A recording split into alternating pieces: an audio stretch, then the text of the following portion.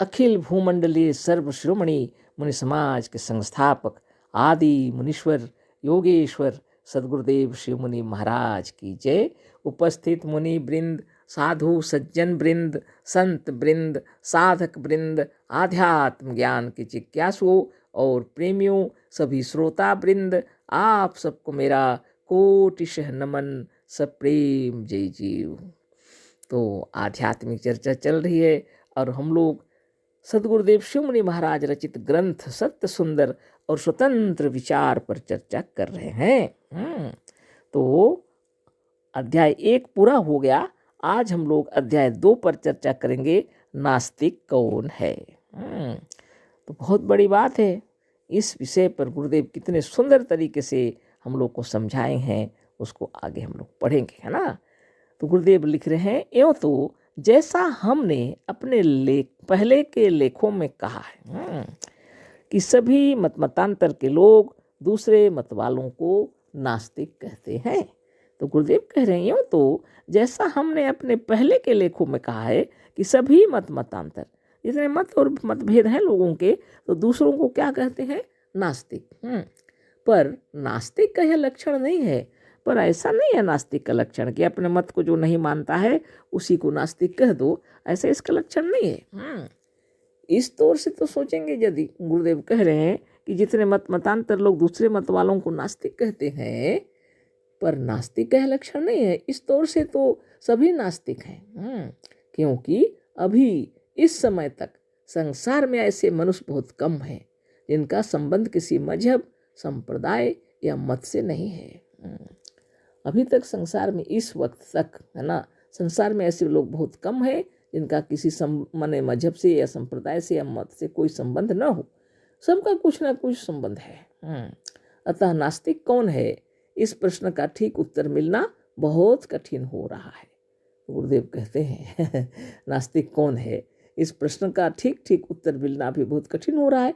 अतः आज हम इसी प्रश्न पर विचार करना और उसे लिपिबद्ध करना चाहते हैं, है ना। इसलिए गुरुदेव इस पर विशेष रूप से लिखे हैं, है ना। इसका सच्चा उत्तर यह है और आस्तिक यह है कि जो आस्तिक नहीं है वह नास्तिक है। तो गुरुदेव इसका उत्तर दे रहे हैं, जो आस्तिक नहीं है वह नास्तिक है। ये तो साधारणतः सबको पता है, लेकिन सदगुरुदेव जो लिखे हैं उसको आप पढ़िए, उसको आप सोचिए, है ना। वैसे तो लोग कहते हैं कि जो ईश्वर को नहीं मानता है वह हो गया नास्तिक, और जो ईश्वर को मानता है हो गया नास्तिक।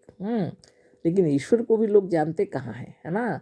बस ऐसे ही चल रहा है, ढोल नगाड़ा पीट रहे हैं, और जो यदि पूजा जा रहे हैं, मंदिर जा रहे हैं, मस्जिद जा रहे हैं, गिरजा जा रहे हैं, गुरुद्वारा जा रहे हैं, तो वो लोग वहाँ जब पूजा पाठ कर रहे हैं, चाहे जो कुछ कर रहे हैं, तो उसको कहते हैं आस्तिक। ऐसा नहीं है। उसी को गुरुदेव बतला रहे हैं यहाँ पर स्पष्ट रूप से। अभी आगे हम लोग पढ़ेंगे, है ना। और जो उसको नहीं मानता उसको नास्तिक, ये गलत बात है। उसी को गुरुदेव ऊपर में लिखे हैं, यूँ तो जैसा हमने अपने पहले के लेखों में कहा है कि सभी मतांतर के लोग दूसरे मत वालों को नास्तिक कहते हैं, पर नास्तिक का यह लक्षण नहीं है। इस तौर से तो सभी नास्तिक हैं, क्योंकि अभी इस समय तक संसार में ऐसे मनुष्य बहुत कम हैं जिनका संबंध किसी मजहब, संप्रदाय या मत से नहीं है। अतः नास्तिक कौन है, इस प्रश्न का ठीक उत्तर मिलना बहुत कठिन हो रहा है। अतः आज हम इसी प्रश्न पर विचार करना और उसे लिपिबद्ध करना चाहते हैं। इसका सच्चा उत्तर यह है कि जो आस्तिक नहीं है वह नास्तिक है। अब आगे पढ़ते हैं ना। आस्तिक शब्द अस्थि से बना हुआ है। संस्कृत में एक धातु है अस, जिसका मतलब भूमि लिखा हुआ है, टू बी। अंग्रेजी की क्रिया to be, verb to be का अर्थ ठीक संस्कृत का अस धातु देता है। इसी अस धातु से अस्थि और आस्तिक दोनों शब्द बनते हैं। अस्थि को अर्थात जो है उसको मानने वाला आस्तिक यानी है, और नास्ति जो नहीं है उसको मानने वाला नास्तिक है। अस्थि का अर्थ बहुत सीधा सादा हिंदी में है यानी है, पर इस है या अस्थि का तत्व बहुत गूढ़ है, क्योंकि इसी अस्थि को मानने वाला आस्तिक और ना मानने वाला नास्तिक कहलाता है। लिख करके गुरुदेव बतलाए हैं, इसको हम पढ़ रहे हैं तो पढ़ने में दिखाई तो नहीं पड़ेगा, सिर्फ आप पढ़े लिखे हैं तो उसको अवश्य समझ जाएंगे, है ना। तो आस्तिक शब्द अस्थि से बना हुआ है, लिखे हैं गुरुदेव। संस्कृत में एक धातु है अस, जिसका नाम है भुवि, टू बी। अस माने भुवि और उसका अर्थ है अंग्रेजी में टू बी। अंग्रेजी की क्रिया to be, verb to be, है ना। इसका अर्थ गुरुदेव लिखे हैं संस्कृत का अस धातु देता है। इसी अस धातु से अस्थि और आस्तिक दोनों शब्द बनते हैं। अस्थि को अर्थात जो है उसको मानने वाला आस्तिक है, और जो नास्ति जो नहीं है उसको मानने वाला नास्तिक है गुरुदेव के हिसाब से। अस्थि का अर्थ बहुत सीधा सादा हिंदी में है, जिसको हम लोग लिखते हैं ना है, पर इस है या अस्थि का तत्व बहुत गूढ़ है, क्योंकि इसी अस्थि को मानने वाला आस्तिक और ना मानने वाला नास्तिक कहलाता है। कितने सुंदर तरीके से सद्गुरुदेव समझा रहे हैं, इतने सुंदर तरीके से कौन समझाएगा। इसी को अब आगे बता रहे हैं कि अस्थि और माने नास्तिक का मतलब देखिए। हाँ, अच्छा, तो इस है में क्या है, कौन सा गूढ़ तत्व है। गुरुदेव लिखे है, जिसको हम लोग हिंदी में है लिखते हैं ना, उसको लिखे हैं गुरुदेव यहाँ पर। इस है में कौन सा गूढ़ तत्व है, क्या है क्या नहीं है ना। इसका इसमें कुछ पता नहीं दिया जाता, केवल है लिखा गया, लेकिन क्या है क्या नहीं है इस है से पता नहीं चलता। है लेकिन अवश्य बस केवल इतना ही कहा जाता है कि है को मानने वाला आस्तिक और नहीं है को मानने वाला नास्तिक है। बताइए, जो है को मानता है वह आस्तिक है और नहीं है को मानता है वो नास्तिक है। अतः इस केवल है में, इस निर्विकार है में, इस निष्पक्ष निर्द्वंद और पवित्र है में कोई गूढ़ तत्व तो अवश्य है। गुरुदेव इस है को कितना सुंदर बाप रे उदाहरण दिए हैं। निर्विकार कह रहे हैं है को, निष्पक्ष कह रहे हैं, निर्द्वंद कह रहे हैं, और पवित्र है यह है। इसी के अंदर कोई गूढ़ तत्व तो अवश्य है कहते हैं ना। तो अस्थि ही अस्तित्व है।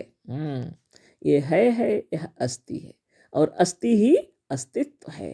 अब अस्तित्व को समझा रहे हैं। देखिए, अस्तित्व को अंग्रेजी में एग्जिस्टेंस अंग्रेजी से भी लिखे हैं, और फारसी में हस्ती कहते हैं।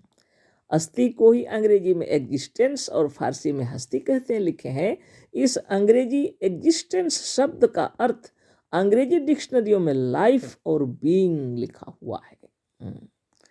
बहुत बड़ी बात है। देखिए, यानी इस एग्जिस्टेंस शब्द के डिक्शनरी को आप देखेंगे उठा के अंग्रेजी के, उसमें लाइफ और बीइंग लिखा हुआ है।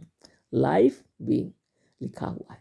अस्थि या अस्तित्व को अंग्रेजी एग्जिस्टेंस है, और एग्जिस्टेंस का अर्थ लाइफ है। अंग्रेजी में एग्जिस्टेंस अस्तित्व को कहते हैं, और एग्जिस्टेंस का अर्थ लाइफ, और लाइफ का अर्थ अंग्रेजी डिक्शनरियों के अनुसार स्पिरिट है। बताइए, ये लाइफ जो है अंग्रेजी डिक्शनरियों के अनुसार इसका अर्थ दिया है स्पिरिट। स्पिरिट को संस्कृत में आत्मा कहते हैं, और इसी स्पिरिट को संस्कृत में आत्मा कहते हैं। बहुत बड़ी बात है। अतः इस गूढ़ अस्थि या है का अर्थ है आत्मा। अब इस गूढ़ अस्थि या है का अर्थ हो गया आत्मा। अब यदि साफ साफ आस्तिक और नास्तिक का लक्षण निष्पक्ष भाव से सत्य सत्य किया जाए, तो यह होगा कि अपनी आत्मा को अजर अमर अनादि अविनाशी सत्य और स्वतंत्र मानना आस्तिकता है, और इसी तरह से अपनी आत्मा को परतंत्र परवश गुलाम असत्य और नाशवान मानना नास्तिकता है। बताइए, इतनी गहराई से आजकल कोई कहते हैं? बिल्कुल नहीं। सभी आत्मज्ञानियों को, हम सबको लोग नास्तिक कहते हैं। जबकि वास्तव में हम लोग अस्तित्ववान इस आत्मा को ही मानते हैं। वास्तव में हम लोग आस्तिक हैं, क्योंकि आत्मा को हम लोग अजर अमर अनादि अविनाशी और सत्य मानते हैं, स्वतंत्र मानते हैं। और इस आत्मा को जो लोग परतंत्र मानते हैं, आत्मा के ऊपर परमात्मा जो लगा के रखे हैं, उसका मतलब है परमात्मा ने आत्मा को उत्पन्न किया, और इसको परतंत्र बना दिए उन्होंने, परवश दूसरे का गुलाम बना दिया।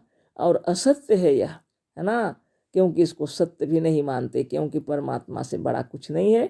और नाशवान बना दिया। ये सब जो कहे नास्तिक हैं वास्तव में, लेकिन आज वही आस्तिक बन करके दुनिया में ढिंडोरा पीट रहे हैं। बताइए, अब खुद विचार कर लीजिए, खूब अच्छा से विचार कर लीजिए। यहाँ सदगुरुदेव शिव मुनि महाराज बहुत सुंदर तरीके से समझा दिए, इसका लक्षण बता दिए, है ना। वास्तव में एक बार उसको हम पढ़ देते हैं फिर से। अब यदि साफ साफ, अब ऊपर से थोड़ा पढ़ देते हैं। यानी स्पिरिट को संस्कृत में आत्मा कहते हैं, अतः इस गूढ़ अस्थि या है का अर्थ है आत्मा।